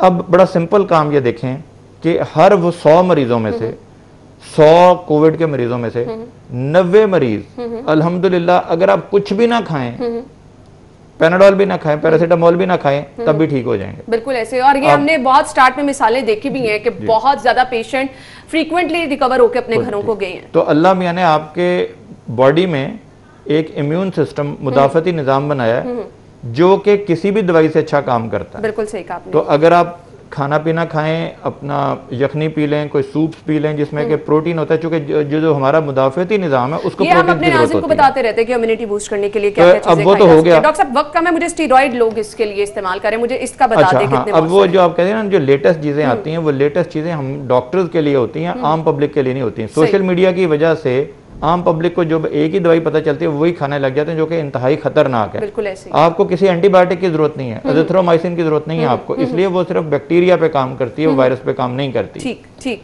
जो स्टीरॉयड है ये सिर्फ उन लोगों के लिए डॉक्टर की सुपरविजन निगरानी में है जिनकी सैचुरेशन ऑक्सीजन की ऑक्सीजन जाना कम हो जाए और उनको निमोनिया होना शुरू हो जाए, जो कि आपकी अपनी बॉडी के इम्यून सिस्टम से होता है, वायरस नहीं उसको करता यूजुअली। ये वाला वायरस जो है ये निमोनिया डायरेक्ट नहीं करता, बल्कि इनडायरेक्टली आपका जो इम्यून सिस्टम है वो जाके लंग्स को खराब कर रहा होता है। तो स्टीरॉयड आपके इम्यून सिस्टम को कम करने के लिए दिए जाते हैं, लेकिन वो बहुत ही कम लोगों में, सही अगर आप मुझसे पूछें तो लेस देन 5-10% लोगों में शायद उसकी जरूरत होती होगी। तो लोगों ने जो होर्डिंग करनी शुरू कर देते हैं उनके लिए एक बुरी खबर ये है कि उनके स्टीरॉयड जो उन्होंने अपने पास रखे हैं शायद वो पड़े ही एक्सपायर हो जाएंगे, क्योंकि इंशाल्लाह लोगों को उसकी जरूरत नहीं पड़ेगी। और स्टीरॉयड जब भी आपने लेना है, जब भी आपने कोई दवाई लेनी है, अपने किसी अच्छे डॉक्टर से मशवरा कर लें, फोन पे मशवरा कर लें।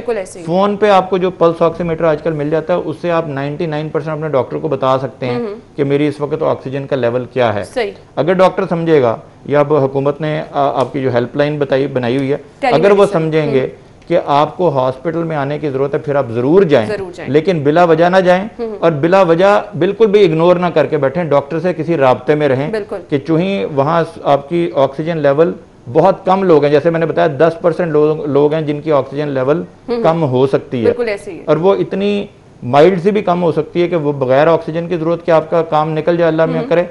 या अगर आपको हॉस्पिटल में जाना भी पड़ जाए तो आपको शायद इंटेंसिव केयर की जरूरत ना पड़े, सिर्फ ऑक्सीजन लगाने की जरूरत पड़े, और उस सूरत में मरीज को शायद स्टीरॉयड देने पड़ सकते हैं, लेकिन वो आपका डॉक्टर आपको बताएगा। खुद से इन चीजों का इस्तेमाल ना करें, क्योंकि इसका फायदा से ज्यादा जो है वो बहुत ज्यादा नुकसान देखने में आ रहे हैं। अच्छे खासे लोग जो हैं वो फिर बीमारियों में मुब्तला हो रहे हैं या उनकी हालत बिगड़ रही है। तो मैं तो रिक्वेस्ट करना चाहूंगी डॉक्टर साहब, इसी नोट पे बहुत बहुत शुक्रिया आपका, बहुत जबरदस्त चीजें आपने हमारे नाज़रीन के साथ शेयर की हैं। उम्मीद है कि आपको इसका फायदा भी जरूर होगा। मुझे ब्रेक की तरफ जाना है, ब्रेक के बाद हम दोबारा आपको ज्वाइन करेंगे। Stay with us. ब्रेक के बाद प्रोग्राम में आपको एक बार फिर से खुशामदीद कहेंगे। ब्रेक से पहले हमारे साथ डॉक्टर अजीम जहांगीर थे और कोशिश ये की कि स्किन के रिलेटेड जो आपके मसाइल हैं, जो आप समझते हैं कि अब मुमकिन नहीं है क्योंकि क्लिनिक्स बहुत सारे बंद हैं, तो घर में रह के ये मसाइल हल करना जो है वो मुश्किल होता चला जा रहा है, तो उसको आसान कैसे बनाया जा सकता है ये हमने आपके साथ शेयर किया। एक और बड़ा मसला जो आजकल हम देख रहे हैं कि जिम्स भी उस तरह से जो है वो ऑपरेट नहीं हो रहे हैं, क्योंकि लोग भी जा रहे हैं, डर भी रहे हैं।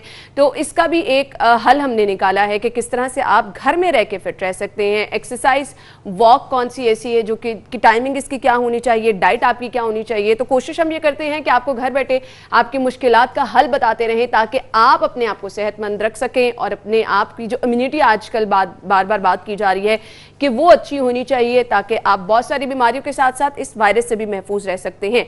अच्छी ग़िज़ा क्या है, किस तरह से आप अपने आप को फिट रख सकते हैं, ये हम डिस्कस करेंगे। हमारे साथ स्टूडियो में इस वक्त हमारी मेहमान मौजूद हैं, फिटनेस एक्सपर्ट हैं मिनाहिल मंसूर, इन्हें खुशामदीद कहेंगे। अस्सलाम वालेकुम, क्या हाल चाल है? मैं ठीक हूँ, आप कैसी हैं? बिल्कुल ठीक ठाक, थैंक यू सो मच, आपके वक्त का बहुत बहुत शुक्रिया। आपने घर रहना है, फिट रहना है, और खाने वाली चीज़ें आपके सामने हमेशा मौजूद रहती हैं जब आप घर होते हैं, तो ये चीज़ें मेंटेन रखना बहुत मुश्किल हो जाता है। लॉकडाउन की वजह से लोग घरों में ही रहे और खाना पीना चलता रहा, और फिर आप उस तरह से अपने आप को टाइम भी नहीं दे सके। जो लोग बाहर एक्सरसाइज के लिए जाते थे, जिम या फिर वॉक के लिए जाते थे, वो भी घरों में रह के बैठ गए। अब मुझे बताएं, घर में रहकर ये सब चीज़ें मेंटेन की जा सकती हैं, आसान है? बिल्कुल की जा सकती हैं। और मैं आपको बताऊं कि अभी क्योंकि हम लोग पिछले 3-3.5 महीनों से घर पे हैं, तो ये मैंने अपने लिए भी रियलाइज़ किया, क्योंकि मुझे आदत ही नहीं है कि घर पे बैठ के एक्सरसाइज करूं, क्योंकि हमेशा से हम स्टूडियो में ही जा रहे हैं, जिम जाते हैं, वेट्स उस तरह अवेलेबल नहीं होते हैं। और फिर जब मैंने इस पे पढ़ना शुरू किया और इसको इन्वेस्टिगेट करना शुरू किया, तो मैंने रियलाइज़ किया कि घर पे रह के भी बहुत आसानी से हम ये सारा कुछ कर सकते हैं। एक जो बहुत बड़ा मसला होता है वो ये होता है कि घर पे रह के बच्चों के साथ, स्पेशली जिनके बच्चे हैं या जिन्होंने पूरा घर संभाल लिया, वो टाइम किस तरह निकालें। बस आपने दिन के 20 से 30 मिनट अपने आप को देने, और वो टाइम सिर्फ आपका है। बच्चों को बाहर निकाले, कमरा बंद करें, और वो 20 से 30 मिनट जो है ना वो अपने लिए देना बहुत ज़रूरी है दिन में। और वो 20 से 30 मिनट ही आपको आपका डिफरेंस दिखाना शुरू कर देंगे with in a matter of few days. कोई बहुत ज़्यादा दिन तो लगते नहीं है। और प्लस एक्सरसाइज और ग़िज़ा साथ साथ लेके चलना बहुत ज़रूरी है।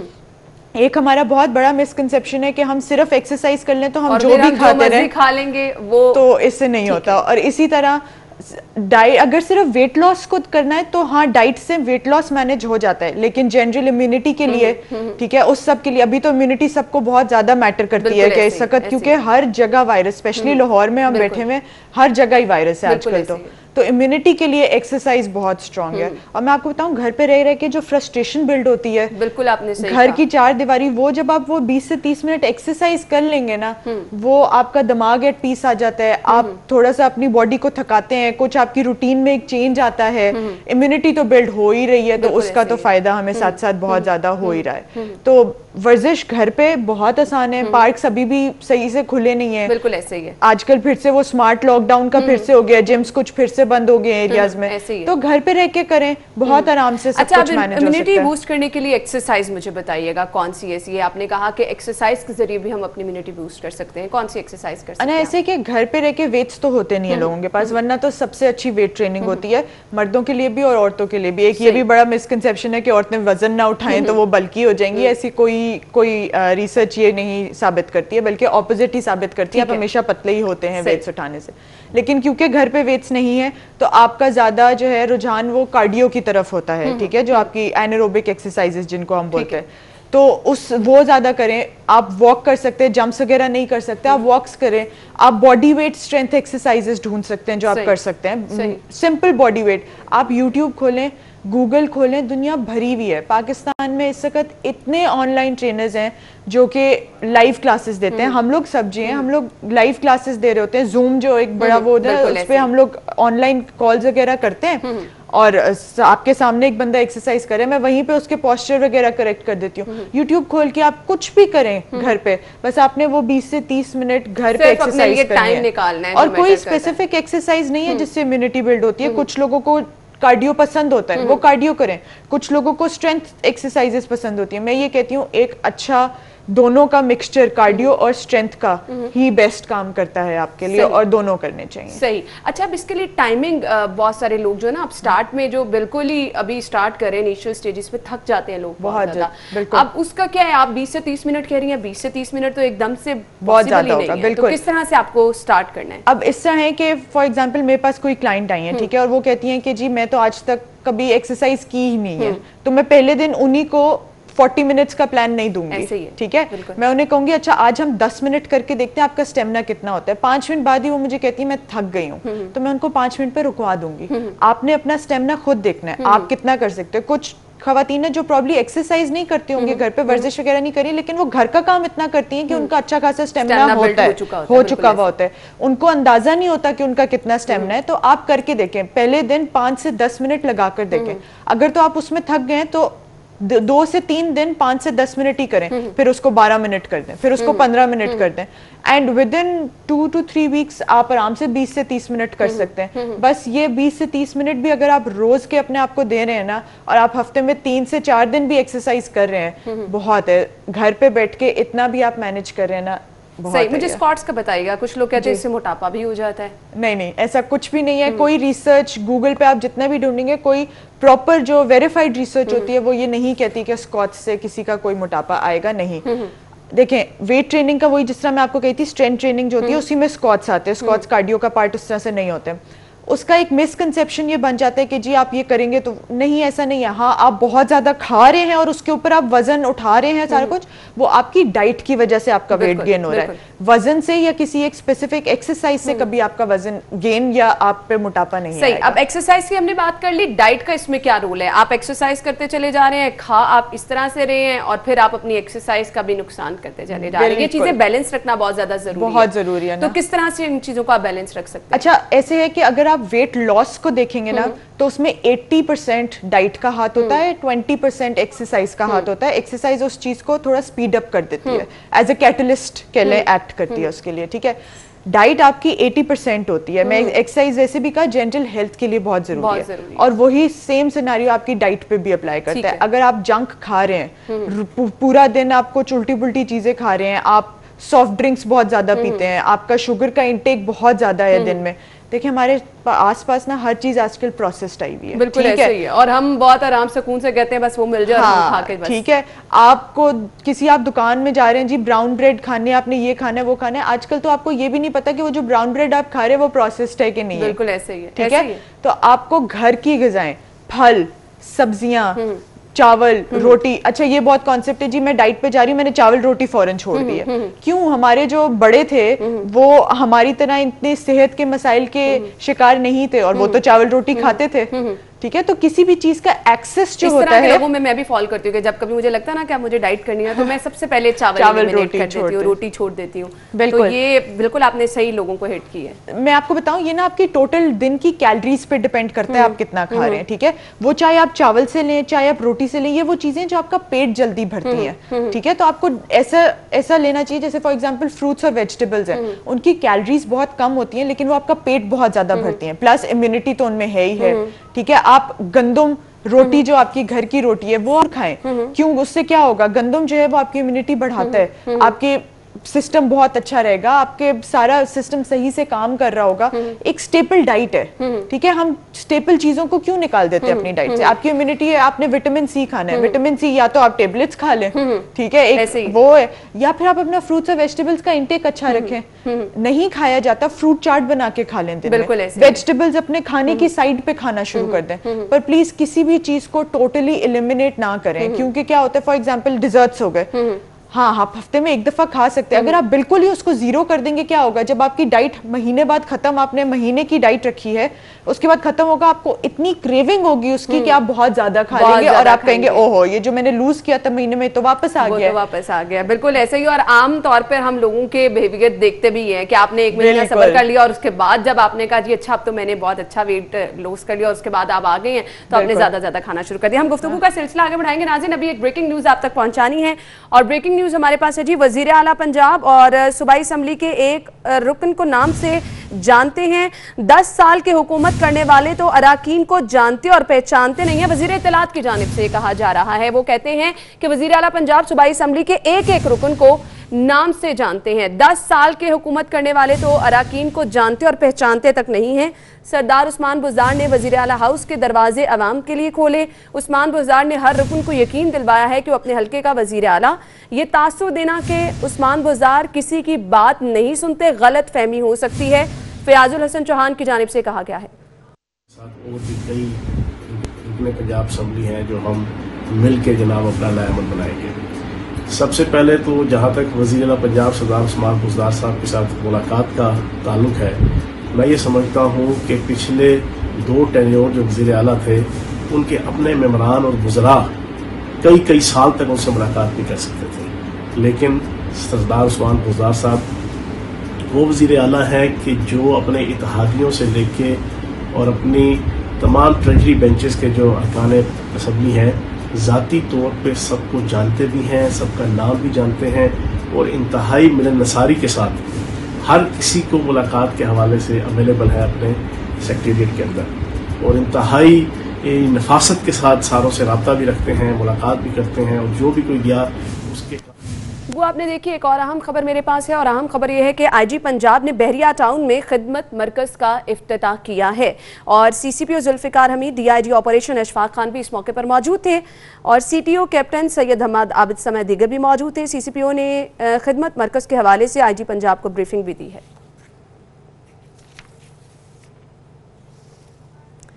मिनाहिल हमारे साथ मौजूद है, गुफ्तगू का सिलसिला आगे बढ़ाएंगे। मिनाहिल, आपने कहा कि कोई चीज़ आपको एलिमिनेट नहीं करनी, लेकिन बहुत सारे लोग ऐसे हैं वो पूरा एक टाइम का मील एलिमिनेट कर देते हैं, उनको क्या कहना चाहेंगी? देखें, टोटल आपको, अगर आप एक ऐसे शख्स हैं जिसको नाश्ता के नहीं शौक, पसंद नहीं है, मत करें, ठीक है। आपने अपने पूरे दिन में किस तरह चीजों को स्प्रेड आउट करना है ये आपकी मर्जी है, आपकी मर्जी है, ठीक है। आपके लिए कुछ काम करेगा, मेरे लिए कुछ और काम करेगा। जरूरी नहीं है कि क्योंकि मैंने वेट लूज किया तो मेरे लिए जो फॉर्मूला काम किया वो किसी और के लिए भी कर सके। एक चीज जो हर एक के लिए काम करेगी वो करेगी मॉडरेशन, ठीक है। आपने म्याना रवि से काम करना है, सब कुछ खाएं, पोर्शन कंट्रोल रखें, चाहे वो आप लंच में खाएं चाहे वो आप डिनर में खाएं। अगर आप सारी जिंदगी से एक प्रोसेस से चल रहे हैं तो वो करना चाहिए। मेरे लिए ये काम करते हैं कि अगर मैं नाश्ता कर लूं दिन में तो मेरा पेट भरा रहता है, तो बाकी दिन में मेरी एक तो प्रोडक्टिविटी अच्छी रहती है, फिर मेरा पेट भरा है तो होगा ये कि मैं लंच पे ज्यादा नहीं खाऊंगी, ठीक है। तो वो मेरे लिए सिस्टम जरूर काम कर रहा है, लेकिन आपने अपनी टोटल कैलोरीज को मेंटेन करना है, ठीक है। कुछ एलिमिनेट ना करें। आपने नाश्ता नहीं करना, ठीक है, ना करें। आप लंच में कुछ अच्छा खा लें, ठीक है, डिनर में कुछ अच्छा खा लें। फिर लोगों को बहुत सारे मिसकंसेप्शन है, जी हम रात को चावल रोटी नहीं खाते, ठीक है, दिन में खा लेते हैं, ठीक है, अगर आपने दिन में खाना है बस हर चीज को अपनी डाइट का पार्ट रखें, मॉडरेशन से काम रखें और अच्छी चीजों को अपना जो है ना सब्जियों और फलों को बहुत ज्यादा अपने और यही मेरे ख्याल से आज का जबरदस्त मैसेज है कि आप मॉडरेट होके चले, तब बहुत सारे जिंदगी के मसाइल जो हैं ना सिर्फ हेल्थ रिलेटेड बल्कि बहुत सारे दूसरे मसाइल भी आपके हल हो जाते हैं। थैंक यू सो मच मिनाल, बहुत बहुत शुक्रिया। थैंक यू अन्ना, बहुत मजा आया। Thank you so much. नाज़रीन, ब्रेक का वक्त हुआ है, ब्रेक के बाद आपको दोबारा ज्वाइन करेंगे, हमारे साथ रहिएगा। ब्रेक के बाद प्रोग्राम में आपको एक बार फिर से खुशामदीद कहेंगे। और नाज़रीन, जैसे कि शहर लाहौर में हम देख रहे हैं केसेस बढ़ते चले जा रहे हैं, सभी को हम कह रहे हैं एहतियात करें। हुकूमत की जानिब से हिकमत अमली ये अपनाई गई है कि स्मार्ट लॉकडाउन की ऑप्शन जो है उस पर गौर किया जा रहा है। अब ये स्मार्ट लॉकडाउन हमने अपने न्यूज़ वाले पार्ट में डिस्कस किया है कि एक्चुअली है क्या। बहुत सारे इलाकों में स्मार्ट लॉकडाउन की भी धज्जियां उड़ाई जा रही हैं, तो हमने सोचा क्यों ना आपको बता भी दें कि ये स्मार्ट लॉकडाउन जो है इसके नाम पर मुख्तलिफ इलाकों में सूरत हाल क्या है। फाहद ने हमें ज्वाइन किया है। फाहद, बताइएगा, स्मार्ट लॉकडाउन है, इलाके शहर लाहौर के सील किए गए हैं, क्या सूरत हाल देख रहे हैं इसके बाद आप? जी बिल्कुल, शहर भर के मुख्तलिफ इलाकों में कोरोना वायरस के बायस जो है वो स्मार्ट लॉकडाउन किया गया है। गली मोहल्ले जो कुछ इलाके हैं उनको मुकम्मल तौर पर सील किया गया है। मैं इस वक्त मौजूद हूँ किला गुजर सिंह के इलाके में। यहाँ पर भी जो है वो एक एरिया को सील किया गया है। यहाँ पर पुलिस एहलकार तैनात हैं, बैरियर्स और खारदार तारे लगाकर रास्ते को मुकम्मल तौर पर बंद कर दिया गया है। जो यहाँ के रहायशी हैं उनको शनाख्ती कार्ड देखकर फिर ही अंदर जाने की इजाज़त दी जा रही है। और जो यहाँ पर पुलिस एहलकार तैनात हैं उनकी जानिब से अहकामात भी जारी किए गए हैं, हिदायत भी की जा रही हैं शहरियों को कि बिला वजह घरों से बाहर मत निकलें। जो लोग बाहर निकल रहे हैं उनके शनाख्ती कार्ड भी बाकायदा तौर पर चेक किए जा रहे हैं। जिसने अंदर जाना है एंट्री पॉइंट्स पर ही ये जो है वो नाका लगाया गया है। जिसने भी अंदर जाना है उसको बाकायदा तौर पर शनाख्ती कार्ड उसका चेक करके फिर ही अंदर जाने की इजाज़त दी जा रही है। शहर के बेशतर ऐसे इलाके जहाँ पर कोरोना वायरस से मुतासरा मरीज़ों की तादाद जो है वो ज़्यादा थी, जहाँ पर केसेस ज़्यादा निकले थे, उन इलाकों को जो है वो इस तरह स्मार्ट लॉकडाउन करते हुए जो है वो सील किया गया है। पुलिस एहलकार जो तैनात हैं किला गुजर सिंह के इलाके में, यहाँ पर उनके पास सिर्फ एक एहलकार जो है वो उसके पास सिर्फ एहतियाती किट है। बाकी तमाम पुलिस एहलकार जो यहाँ पर अपनी ड्यूटी सर अंजाम दे रहे हैं उनमें से किसी के पास जो है वो एहतियाती किट मौजूद नहीं है, सिर्फ मास्क जो हैं वही उन्होंने पहने हुए हैं। और जो यहाँ पर रहायशी हैं उनको भी हिदायत की जा रही हैं कि बिला वजह घरों से बाहर मत निकला जाए। ठीक है, thank you so much Fahad, आप हमारे साथ मौजूद थे। किला गुजर सिंह के इलाके की सूरत हाल आपने देखी। ये सब चीज़ें आपके ताउन के बगैर मुमकिन नहीं हो सकती, तो खुदारा जितना आप कोऑपरेट कर सकते हैं लोगों के साथ कीजिए, क्योंकि आपके ताउन के बगैर जो कोई भी हिकमत अमली हुकूमत की जानिब से अपनाई जा रही है उसको मुमकिन नहीं बनाया जा सकता, उसके उस तरह से नताइज हासिल नहीं हो सकते। अगले सेगमेंट की तरफ जाएंगे जो कि है बचत बाजार।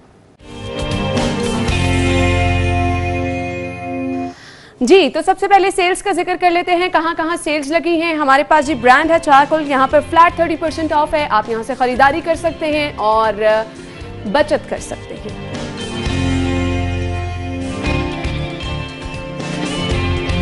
खाड़ी पर भी आप जा सकते हैं, ऑनलाइन भी यहाँ से शॉपिंग कर सकते हैं, अप टू 30% यहाँ पर ऑफ है, अपने पसंद के कपड़ों की खरीदारी कर सकते हैं।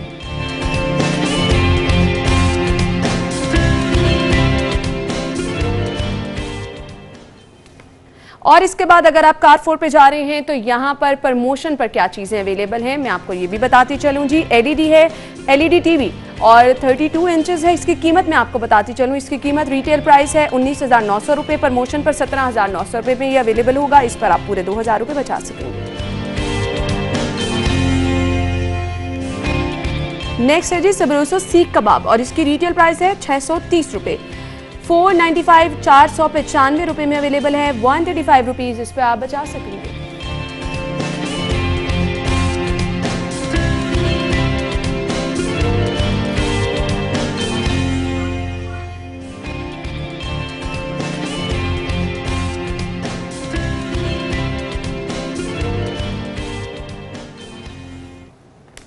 जी तो नाज़रीन आगे बढ़ेंगे, अगले सेगमेंट की तरफ जाते हैं और जान लेते हैं माल का हाल।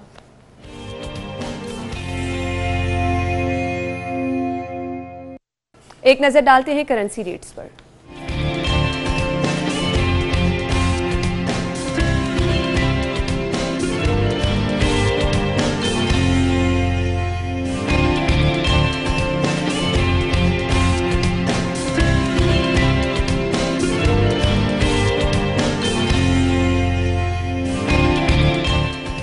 जी तो नाज़रीन, इसी के साथ ही प्रोग्राम का वक्त अपने इख्तिताम को पहुंचा है। अपना बहुत सारा ख्याल रखिएगा, मुझे दुआ में याद रखिएगा। इजाजत दीजिए, अल्लाह हाफिज।